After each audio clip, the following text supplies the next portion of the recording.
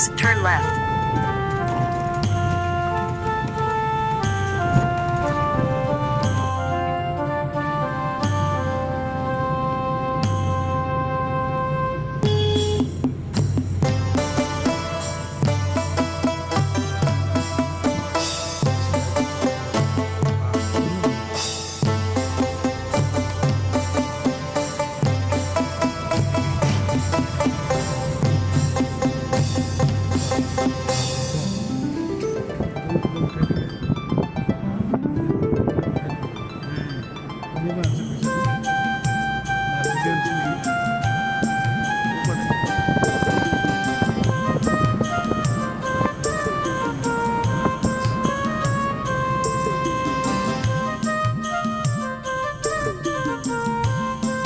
অৱশেষত আহি পালোঁ ৰাইমনা নেশ্যনেল পাৰ্ক। এয়া দেখিছে সন্মুখত গেটৰ আগত আমি আহি পাইছোঁ। আৰু মই আচলতে অকলে অহা নাই, মই দাদাৰ সৈতে আহিছোঁ। মোৰ সৈতে আছে কামাল আজাদ দা। তেওঁ ৱাইল্ড লাইফৰ ওপৰত যথেষ্ট কাম কৰিছে, আমি কথাও পাতিম। প্ৰথমে কিছু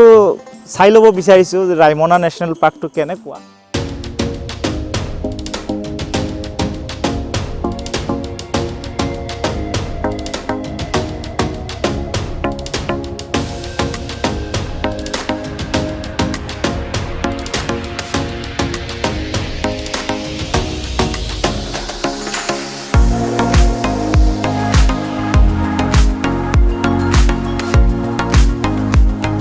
হৈছে মূল গেটৰ পৰা পশ্চিম অংশ।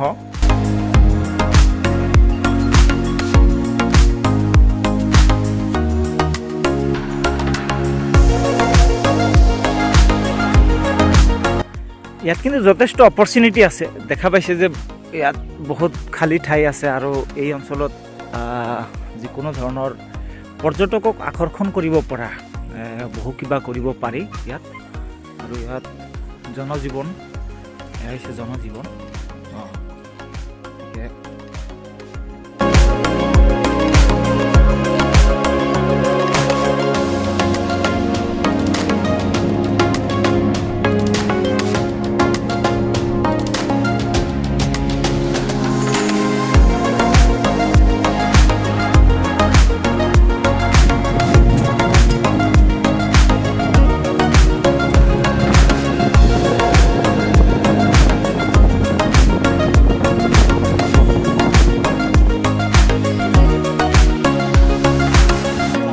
যদি সোমাব লাগে তেতিয়াহ'লে আমি টিকট ল'ব লাগিব। এইটো ৰেঞ্জ অফিচ ওচৰতে আছে। তো ৰেঞ্জ অফিচত গৈ এণ্ট্ৰি টিকেট ল'ব লাগিব, জিপচি ল'ব লাগিব। জিপ ল'লে ভিতৰত সোমাব পাৰিব আৰু একেবাৰে জমদুৱাৰলৈকে যাব পাৰিব, য'ত ভূটান বৰ্ডাৰ আৰু সোণকোষ নদীৰ পাৰত গৈ সোণকোষ নদীৰ বিউটি, লগতে গল্ডেন লেংগুৰ আৰু অন্যান্য জীৱ জন্তু, স্পটেড ডিয়াৰ, ফুটুকী হৰিণ বুলি যাক কওঁ, সেয়া দেখাব। বাঘ আছে নেকি? বাঘ থাকিব, এয়া বাঘৰ অঞ্চল। বাঘ আছে আৰু কেমেৰা ট্ৰিপত আহিছেও বাঘ ইয়াৰ পৰা, ৰাইমনা নেশ্যনেল পাৰ্কৰ পৰা। গতিকে মানুহে খুব ভাল পায় ইয়াৰ নেচাৰেল বিউটিটো। আৰু জমদুৱাৰ বুলি এটা বিখ্যাত জেগা আছে, এটা মানে গুহাৰ নিচিনা জেগা। আৰু সেই গুহাটোক নাম লৈয়ে একচুৱেলি এই অঞ্চলটোৰ নামো জমদুৱাৰ বুলি কয়। মানে তাতে বোলে সোমালে মানুহ ঘূৰি নাহে, সেইকাৰণে নামটো জমদুৱাৰ। তাতে গৈছিল নেকি? মই গৈছোঁ, কিন্তু জমদুৱাৰত সোমোৱা নাই, ভয় লাগে ন। ক'ৰবাত সঁচাকৈ সোমাই দিয়াৰ পিছত বোলে ঘূৰি আহিব নোৱাৰিম এনেকৈ লাগে। মানুহৰ বিশ্বাস নিশ্চয়, কোনোবা ভাল এটা গুহা আছে, দেখা পায় গুহাটো সোণকোষ নদীৰ সিপাৰে, নদীটো পাৰ হৈ যাব লাগিব। আৰু এক্সপেডিশ্যন কৰিব পাৰিলে কোনোবাই কৰিব পাৰে, সঁচাকৈ গুহাৰ পৰা ঘূৰি আহিব পাৰিব নে নোৱাৰে, কিন্তু এয়া লোকবিশ্বাস। মোৰ যাব মন আছে, তাৰমানে তাতে গৈ মানে কি হ'ব, এটা এডভেঞ্চাৰ, এটা এক্সপিৰিয়েঞ্চ এটা হ'ব। গতিকে ভাবিছোঁ একদিন যাম, নিশ্চয় যাম। মই গৈছোঁ ভালেকেইবাৰ। তাতে ফুটুকী হৰিণ পায়। ফুটুকী হৰিণৰ বিশেষত্বটো এইটো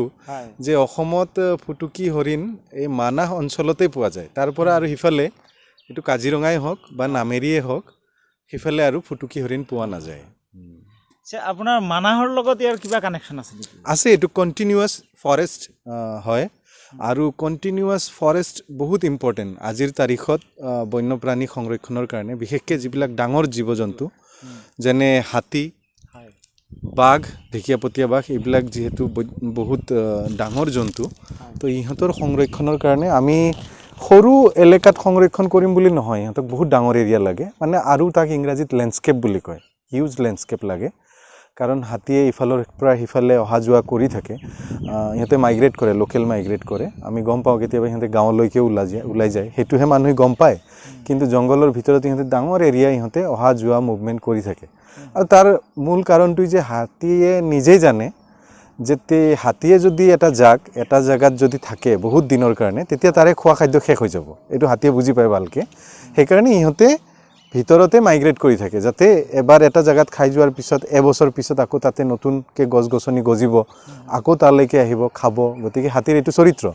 এই চৰিত্ৰটোৰ কাৰণে আকৌ আমাৰ সংঘাতবিলাক হয় ইহঁতে বাহিৰত ওলাই যায় হাতীয়ে ওলাই গৈ যিবিলাক আগতে সিহঁতে গৈছিল এতিয়া যাই চাই তাতে মানুহ কিন্তু আগৰ যিটো সিহঁতৰ ট্ৰেডিশ্যন সেইমতেতো তাতে মানুহ নাছিল গতিকে এতিয়া তাতে গৈ মানুহ পায়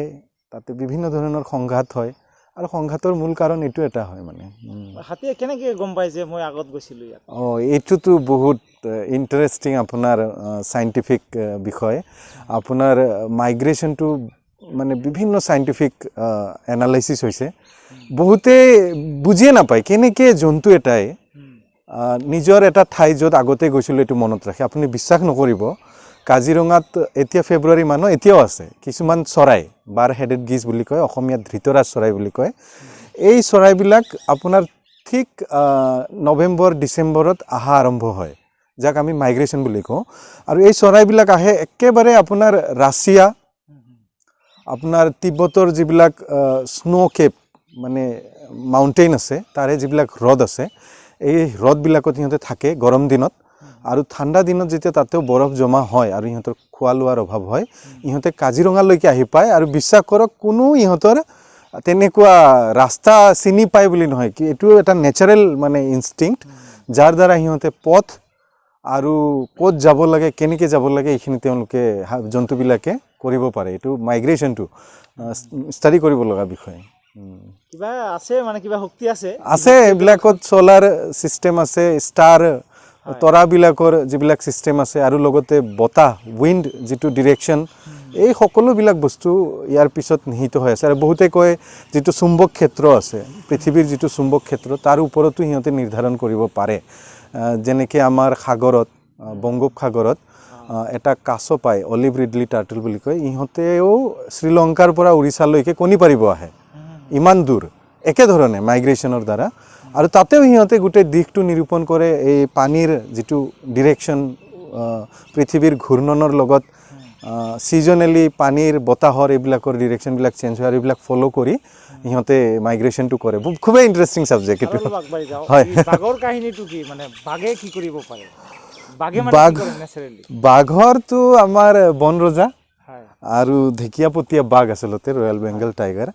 আৰু এয়া আমাৰ অসমত ভাল পায় কাজিৰঙাত আছে আৰু মানাহটো বাঘৰ কাৰণে বিখ্যাত প্ৰজেক্ট টাইগাৰৰ আণ্ডাৰতো হয় মানাহ টাইগাৰ ৰিজাৰ্ভো হয় আৰু ঢেকীয়াপতীয়া বাঘ হ'ল আমাৰ নেশ্যনেল এনিমেল গতিকে আমাৰ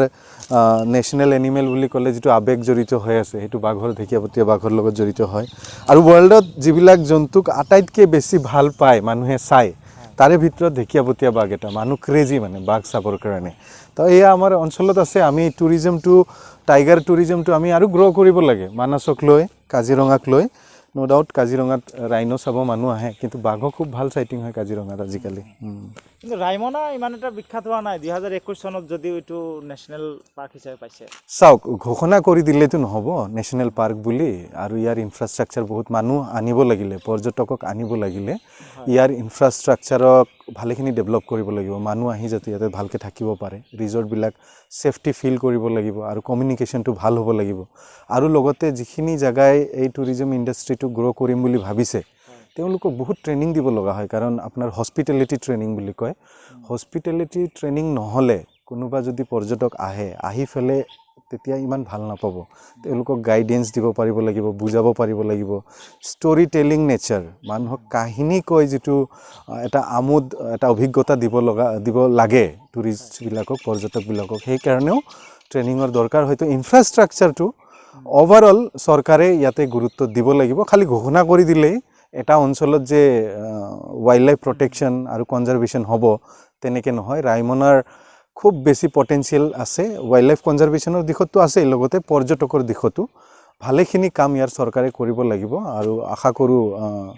এইটো হ'ব মানে লোৱা বান্দৰ বুলি কয় এইটো বান্দৰৰ বহুত প্ৰজাতিটো সোণালী বান্দৰ সেইটো লেংগুৰ হয় আচলতে আৰু এইটো আপোনাৰ মেকাক মানে বান্দৰ প্ৰজাতিৰ হয় আৰু কিছুমান আছে হলৌ বান্দৰ নেজ নোহোৱাটো হলৌ বান্দৰ প্ৰাইমেটছত পৰে সেইটো তো এনেকৈ যিসকলে জীৱ বিজ্ঞান অধ্যয়ন কৰে তেওঁলোকে জানে কিন্তু এইবিলাক কথা আমি পৰ্যটকসকলক ভালকৈ বুজাব পাৰিলে খুব ভাল হয় মানে আৰু গোল্ডেন লেংগুৰটো আমাৰ বেছি দিন হোৱা নাই তেওঁ নতুন প্ৰজাতি হিচাপে আৱিষ্কাৰ হোৱা 1950 চনত আৱিষ্কাৰ হৈছে এইটো গি বুলি এজন সাইন্টিষ্ট আছিল তেওঁ ডিসক্ৰাইব কৰিছে এইকাৰণে ইয়াৰ নামটো ট্ৰেকাইপিথেকাছ গি সাইন্টিফিক নেম 1950 চনত এটা নতুন প্ৰজাতি বুলি এইটো ডিসক্ৰাইব হৈছিল এন্ডেমিক টু দিস ৰিজন মানে অকল এইটো অঞ্চলতে পোৱা যায় বেলেগ জায়গাত পোৱা নাযায় গতিকে এন্ডেমিক জন্তু হলে মানে তাৰ কনজাৰভেশ্যনৰ ক্ষেত্ৰত বিশেষ গুৰুত্ব দিব লগা হয় কাৰণ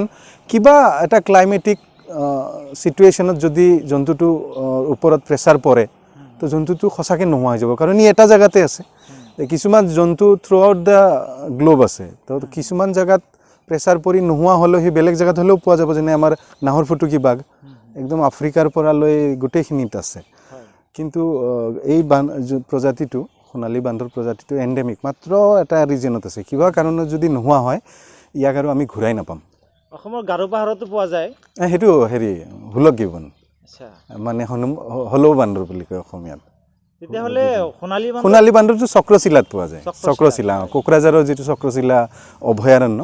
তাতে পোৱা যায় মানাসত পোৱা যায় আৰু ৰায়মনাত পোৱা যায় এইখিনি মানে আমাৰ বিটিচি অঞ্চলৰ ভিতৰতে আবদ্ধ এইটো পৃথিৱীৰ কতো নাই আমাৰ বিটিচিত আছে হয় বিটিচিৰ গৌৰৱ আৰু এইটো এনিমেলকে এই কাৰণে আমি এটা সিম্বলিক এনিমেল হিচাপে লোৱা হৈছে টুৰিজমত এই ভাল কথা এইটো বিটিচি অঞ্চলেই বুলি ক'ব লাগিব আকৌ কিন্তু শোণিতপুৰলৈকে মৰা চৰাইৰ ডিষ্ট্ৰিবিউশ্যন আছে কিন্তু ইণ্টাৰেষ্টিংটো এইটো চৰাই আকৌ ব্ৰহ্মপুত্ৰৰ দক্ষিণ পাৰে পোৱা নাযায় ময়ূৰ চৰাই তো খুব যিবিলাকে জিঅ'গ্ৰাফি বিষয়ে ইণ্টাৰেষ্টেড এই জিঅ'গ্ৰাফি পাৰ্টটোত এনিমেল ডিষ্ট্ৰিবিউশ্যনত কিছুমান জন্তু আমাৰ ব্ৰহ্মপুত্ৰ নদীৰ দক্ষিণ পাৰে পোৱা যায় সেইটো উত্তৰ পাৰে পোৱা নাযায় যেনে হলৌ বান্দৰৰ কথা ক'লোঁ যে এইটো ব্ৰহ্মপুত্ৰ নদীৰ দক্ষিণ পাৰেহে আছে উত্তৰ পাৰে নাই আকৌ ময়ূৰ চৰাইটো উত্তৰ পাৰেহে আছে দক্ষিণ পাৰে নাই ইয়াৰ কাৰণো নিশ্চয় আছে এইটো অধ্যয়ন কৰিব লগা আৰু খুব ইণ্টাৰেষ্টিং বিষয় হয় আচলতে প্ৰকৃতিৰ মাজত বহুত ৰহস্য আছে বহুত ৰহস্য বহুত কাহিনী যিখিনি অভিজ্ঞতা হৈছে মোৰ যোৱা প্ৰায় আপোনাৰ 15 বছৰ হ'ল এটা টপিকত এটা কাহিনী ক'ব পাৰি আৰু কাহিনীবিলাক ইমানেই মানে মানুহে শুনি খুব ভাল পায় আমি কথা পাতিলে কথা শেষে নহয় বন্যপ্ৰাণীক লৈ বাঘক লৈ তো আমি আৰু মানে মই ভাবোঁ প্ৰকৃতিৰ সৈতে যদি মানুহে প্ৰকৃতিক সংৰক্ষণৰ কথা যে কয় সংৰক্ষণ তেতিয়াহে সম্ভৱ যেতিয়া প্ৰকৃতিৰ সৈতে মানুহৰ সম্পৰ্ক থাকিব আজিৰ তাৰিখত আটাইতকৈ ডাঙৰ সমস্যা এইটো যে মানুহ আৰু প্ৰকৃতিৰ মাজত সম্পৰ্কটো নোহোৱা হৈ আছে আমাৰ ল'ৰা ছোৱালীবিলাকে নাজানে এন্দুৰ গাঁত খান্দি পোৱা নাই তো এন্দুৰৰ বিষয়ে কেনেকৈ গম পাব চৰাই বগলী চৰাই পুহি পোৱা নাই তো বগলীৰ বিষয়ে কি গম পাব বগলী চৰাই হওক কুলি চৰাই বা শালিকা আগতে আমাৰ যিটো জেনেৰেশ্যন আছিল সবেই চৰাইবিলাক পুহিছিল কিছুমান বাহৰ পৰা এনে খৰি পৰিলে ঘৰত লৈ আহে পুহে বেং খুৱায় ফৰিং খুৱায় তেনেকৈ এটা কানেকশ্যন আছিল প্ৰকৃতিৰ লগত এটা কানেকশ্যন হৈছিল আৰু এই কানেকশ্যনটোৰ কাৰণে মানুহে প্ৰকৃতিক ভাল পায় আৰু তেতিয়াহে প্ৰকৃতিৰ সংৰক্ষণ হ'ব গতিকে আমি কানেকশ্যনটো বঢ়াব লাগে প্ৰকৃতিৰ লগত আৰু তাৰ কাৰণে ল'ৰা ছোৱালী সৰু সৰু ল'ৰা ছোৱালীক অভয়াৰণ্য নেশ্যনেল পাৰ্কত আনিব লাগে দেখাব লাগে ইয়াৰ পৰিৱেশ ইয়াতে মানুহবিলাকো কেনেকৈ জীয়াই আছে তো দীঘলীয়া কথা এইবিলাক কনজাৰভেশ্যনৰ কেতিয়াবা আৰু ভালকৈ কথা পাতিব পৰা যাব চাগে এই ৰায়মনা যি নেশ্যনেল পাৰ্ক বা ৰায়মনা ৰাষ্ট্ৰীয় উদ্যান এই উদ্যানখন প্ৰচাৰ বিমুখ হৈ আছে এতিয়াও 2021 চনৰ জুন মাহৰ 5 তাৰিখে পৰিৱেশ দিৱসৰ দিনাখন ঘোষণা কৰা হৈছিল ৰাজ্যৰ মুখ্যমন্ত্ৰীয়ে ঘোষণা কৰিছিলে আৰু পৰৱৰ্তী সময়ত নটিফিকেশ্যন হৈছিল জুন মাহৰ 9 তাৰিখে ৰাষ্ট্ৰীয় উদ্যানবিলাক যিহেতু ৰাজ্য চৰকাৰৰ অধীনত থাকে এয়া অৱহেলা নে বিটিচি চৰকাৰৰ দুৰ্বলতা সেয়াহে ডাঙৰ প্ৰশ্ন